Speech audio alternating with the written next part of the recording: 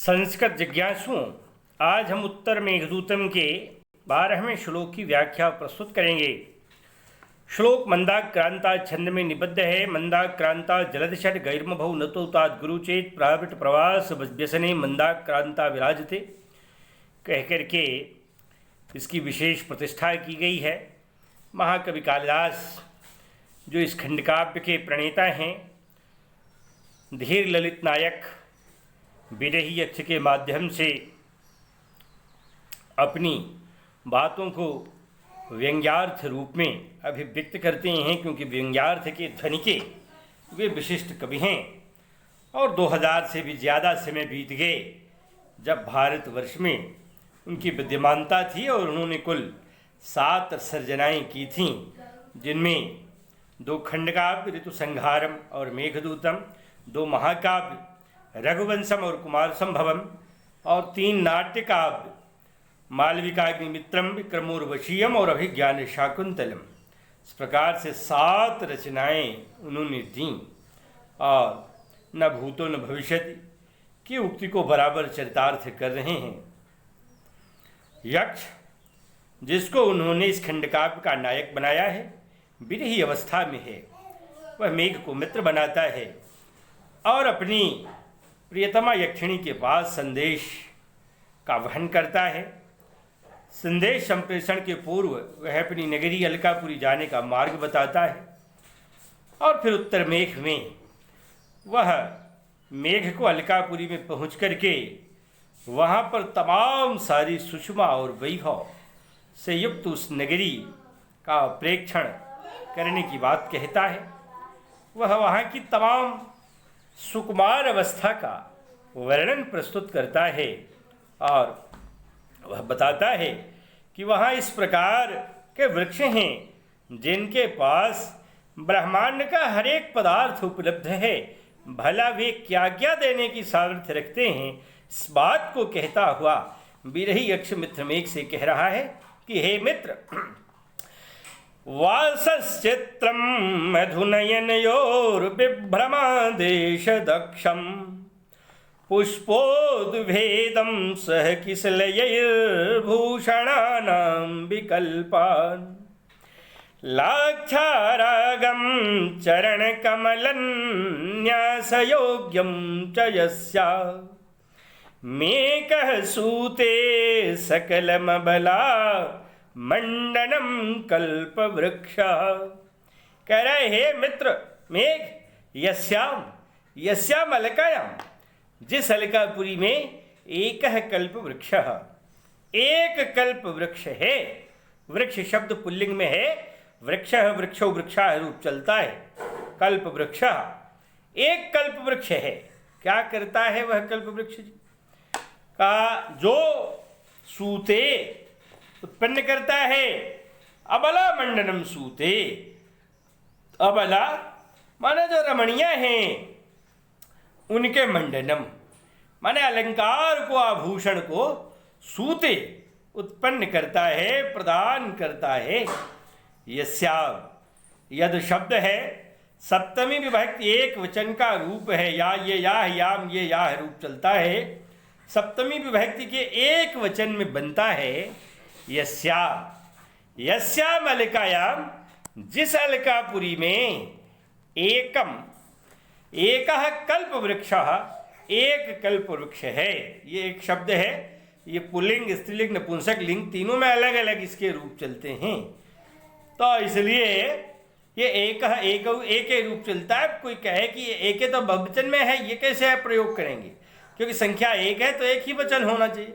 लेकिन जब क्लियरिटी नहीं होती, माने एकाध लोगों ने ऐसा कहा, तो एकाध लोगों ने माने एक से ज़्यादा संख्या 2-3 भी हो सकती है।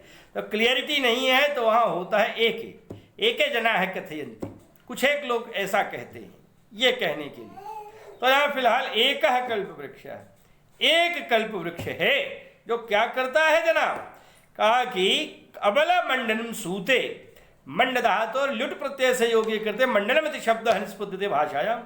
कहा कि अबला मंडनम, अबला न मंडनम तबला मंडलम न बला इति अबला का अबला मंडनम माने रमणियों के जो आभरण हैं, आभूषण हैं, उनको सूते माने उत्पन्न करता है।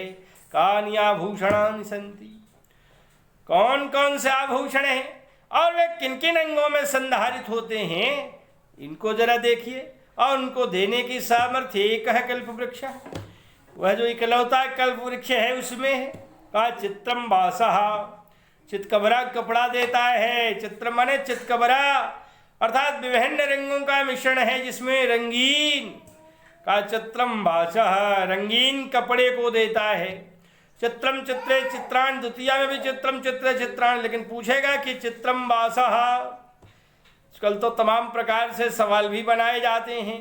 वासस चित्रम मधुनयनयोर विभ्रमादेश दक्षम, एक लाइन बनाया और कहा चित्रम इत्यस्मिन् पदे, इस पद में का नाम विभक्ति ही, कौन सी विभक्ति है, प्रथमा द्वितीया उभौ। अब इस तरह से सवाल बन गए कि प्रथमा है द्वितीया है, तो दोनों विभक्तियां हैं, इनमें से कोई नहीं। तो ध्यान रखिएगा कि उक्त दोनों विभक्तियां, इस पर निशान न लगाइएगा, क्योंकि प्रायः लोग लगाई बैठते हैं। क्योंकि अबला मंडनम सूते, अबला मंडन को अबला के योग्य जो मंडन है, अलंकरण है, उनको सूते उत्पन्न करता है, कर्म है ये। और अनुक्ते कर्म द्वितीया से, अनुक्त कर्म में अप्रधान कर्म द्वितीया होती है, तो प्रथमा कैसे होगी जी?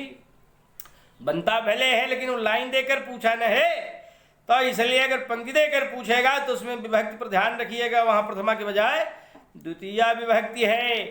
तो चित्रम वासः, चितकबरा कपड़ा, रंगीन कपड़ा। वासस शब्द है, वासः वाससी वासांसी रूप चलता है। वासांस जीर्णान यथा विहाय, वासांस जीर्णान यथा विहाय नवानि गृह्णाति नरोपराणि। तो यही वासः वाससी वासांस, बल्कि वासांसी आहरन्। तो इसलिए ये वासः प्रथमा विभक्ति एक वचन का रूप नहीं है, बल्कि कि वासः वासौ वासा है, क्योंकि ज़्यादातर विद्यार्थियों में बड़ा विघटनात्मक स्वरूप दिखाई पड़ रहा है। आजकल तो बहुत विघटन होता जा रहा है। अब बड़े मस्त रहते हैं कि हमने तो चार खूब रूप रचाया भैया, रट डाला, राम रामौ रामा, बासः बासौ बासाः, जैसे ही रूप चला दिया मधु मधु मधाः, तो बस प्रसन्न हो गए। जबकि इतने शब्द हैं और पृथक पृथक उनके रूप संचालन हैं। इन बातों पर ध्यान दीजिए। इसलिए व्याकरण एक दिन ही चीज नहीं है, परंतु धीरे धीरे धीरे धीरे धीरे धीरे करत करत अभ्यास से जड़मति हो सुजान। तो इसलिए वासस शब्द नपुंसक लिंग का है, राम की तरह रूप नहीं चलेगा इसका। वासः वाससी वासांसी, द्वितीय एक वचन में भी वासः। तो इसलिए चित्रम वासः, रंगीन कपड़ा, विभिन्न रंगों के कपड़ों को देता है, लाल पीला हरा नीला, जो हमें चाहिए वो कपड़ा दे देता है। ये क्या विचित्र है, धरती पे संसाधन कहाँ है। तो इसलिए चूंकि ये सूक्ष्म शरीर ही रहा, और इसलिए विभिन्न प्रकार के संसाधन भी जो मनोवांछित होते थे मिल जाते थे, उनमें ज्यादा समय नहीं लगता था। इसलिए कहा चित्रम वासः, रंगीन कपड़ा ले लेता था। नयनयोः विभ्रमादेश दक्षम मधु, नयनयोः नीदा तो लुट प्रत्यय से योग्य कृते नयनमिति शब्दः। नयनम नी मने ले जाना, और नी को गुणा देश हुआ, ने हुआ, एक हुआ आदेश हुआ, आय हुआ, और लुट का अन जुड़ गया, यू और ना कौ से अनादेश बना नयन। क्योंकि लुडंत शब्द लुट प्रत्यान शब्द नपुंसक लिंग में ही होते हैं, इसलिए नयनम नयने नयनानी का नयनयोः, दोनों आंखें हैं मौजूद, इसलिए नयनयोः दोनों आंखों के लिए। विभ्रमादेश दक्षम मधु, विभ्रम के आदेश की शिक्षा देने वाला जो मधु है, मधु माने शराब, मधु मधुनी मधुनी, मधु माने ऊर्जा। तो इसलिए ये ऊर्जा है मधु, इसी को पुराने समय में शराब। तो जब सोमवार निसंबर लड़ने को तैयार हो गए और कहा कि दुर्गा को देखा बड़ी सुंदर, तो भेजा अपने चेलों को और कहा कि जाकर के कह दो कि यदि हमें ये हमारी इच्छा के अनुसार काम करे, ये हमारी स्त्री बन जाए तो हम युद्ध नहीं करेंगे। तो उन्होंने कहा गर्ज गर्ज क्षण मूढ़ मधुयावत पिबाब में हम हते त्रैव गर्जस्यन्त्यासु देवता का है मूर्ख, क्षण भर के लिए गर्जना कर, यावत मधु पिबाब में हम, जब तक मैं मधु पी रही हूँ। तो ये मधु क्या है? वही मधु है जो विशेष रूप से ऊर्जा को प्रदान करता है। तो इसलिए सूक्ष्म शरीरी ऊर्जा को प्राप्त करने के लिए पीते थे। और आजकल महुए वाली सड़ी शराब ये तो सब खराब कर दे रही है। और कैंसर हो जा रहा है। तो इसलिए वो नेचुरल थी, और आज ये बनी हुई है विभिन्न कृत्रिम रसायनों के द्वारा सड़ा गला करके इसको बनाया जा रहा है, जो लाभ देने के बजाय कोई नुकसान देती है। तो फिलहाल विभ्रमादेश दक्षम मधु, मन विभ्रम विलास हाव भाव कटाक्ष पात आदि जो विभिन्न तरीके के रमणियों के कार्य होते हैं, एक्शंस होते हैं, उनके आदेश की दक्षता प्रदान करने वाला मधु है। मैंने इसके पीने के बाद जो कुछ हमने सीखा है, सहज भाव है, उसमें और अधिक कार्य रूप में परिणति देने की अक्षमता है। किसमें? मधु में। अब वह मधु है नपुंसक लिंग का उकारांत शब्द, मधु मधुनी मधुन। तो इसलिए मधु प्रथमा विभक्ति एक वचन के बजाय यहाँ द्वितीय विभक्ति का एक वचन, क्योंकि द्वितीय में भी वही रूप चलता है, मधु मधुनी मधुन, मधु मधुनी मधुन। तो विभ्रमादेश दक्षम मधु माने विभ्रम हाव भाव कटाक्षपात आदि की आदेश माने शिक्षा देने में दक्ष रहने वाली मधु को भी देता है, उसको भी प्रदान करता है। यही कल्प वृक्ष मैंने आंखें मादक बन जाती हैं, उनमें लालिमा आ जाती है, हाव भाव आदि दिखने लगते हैं। का किसलय ही सह पुष्पो भेदम, कोमल पत्ता तो देता ही है, लेकिन साथ साथ जब कोमल पत्ता दिया तो पुष्पोद भेदम, फूलों को खोल देता है, माने विकास कर देता है, विकसित पुष्प दे देता है। उद्भेदम द्वितीय विभक्ति का एक वचन, भेदिर धात, भेद धात घाई प्रत्यय लगा, भेदा बना भेदा भेद भेदा, द्वितीय के एक वचन भेदम। उद्भेदम उद उपसर्ग है। कहा किसलयी ही सह है, किसलयी तृतीय विभक्ति बहुवचन का रूप है, कोमल पत्तों के सह माने साथ में पुष्पोद्भेदम माने विकसित पुष्पों को भी प्रदान करता है। माने ये सभी तो आभूषण हैं, माने रंगीन कपड़ा, मधु पीना जिसमें मादकता की स्थिति बन जाए, और कोमल पत्ते, उनके साथ साथ विकसित फूल तमाम जगहों पर लगाए जाते हैं, जोड़ों आदि पर रखे जाते हैं। भूषणा नाम विकल्पान, विकल्प माने प्रकार का, विभिन्न प्रकार के भूषण, भूष धात चलुट प्रत्यय लगा बना भूषण, अटकुपांग नुम्बे वाइफ से न के जगह ना हो गया, क्योंकि र री श तीन वर्ण है, इनके बाद अगर न रहे तो र्ण में परिवर्तित हो जाता है। का भूषणा नाम विकल्पान का, जो भूषण माने अलंकरण हैं, पहनावे हैं, इनके भी विकल्पान बहुत से विकल्प रहते हैं। तो चाहे जिस प्रकार से ये दिखाई पड़ जाए, तो इसलिए भूषणा नाम विकल्पान। अब ये जो भूषणों के विकल्प हैं वो तमाम जगहों पर धारण किए जाते हैं। कभी बालों पर धारण किए जाते हैं, कचधार्यम, कहीं देहधार्यम, शरीर पर धारण किए जाते हैं, कहीं पर परिधेयम, कहीं पहनावे में पहने जाते हैं, और कहीं विलेपन, कहीं स्तन आदि पर इनका लेप भी किया जाता है। चतुर्धा भूषणम प्राहु माने चार प्रकार से आभूषण के संदर्भ में लोगों ने अपनी बात कही है। स्त्रीणाम मनमथ दैशिकम, जब स्त्रियों को मनमथ आहत करता है, आक्रांत करता है, तो मानो वही काम शिक्षा है। तो इसलिए कि ये इस तरह से धारण किए जाते हैं। तो इसलिए कहा भूषणा नाम विकल्पान, भूषणों के ये जो प्रकार हैं उनको भी देता है। तथा चरण कमल न्यास योग्यम, जो कमल के समान रहने वाले चरण हैं, ये सादृश्य है, इसलिए यहाँ पर रूपक के बजाय उपमा अलंकार हो जाता है। तो कहा कमल के समान दिखने वाले जो चरण हैं, ये चरण क्या है? चरिगत धातु से ल्यु प्रत्यय लगा तो पुल्लिंग में प्रायः चरण है, चरण उचरणा, नपुंसक लिंग में भी दिखता है लुट लगकर चरणम चरणी चरणान। तो इसलिए चरण न्यास योग्यम माने कमल के समान रहने वाले जो चरण हैं उनमें न्यास माने लगाने के योग्यम, लगाने की योग्यता रखने वाले लाक्षारसम, लाक्षारसम माने महावर। तो इसलिए महावर को वहाँ के रमणियाँ पैरों में लगाती हैं।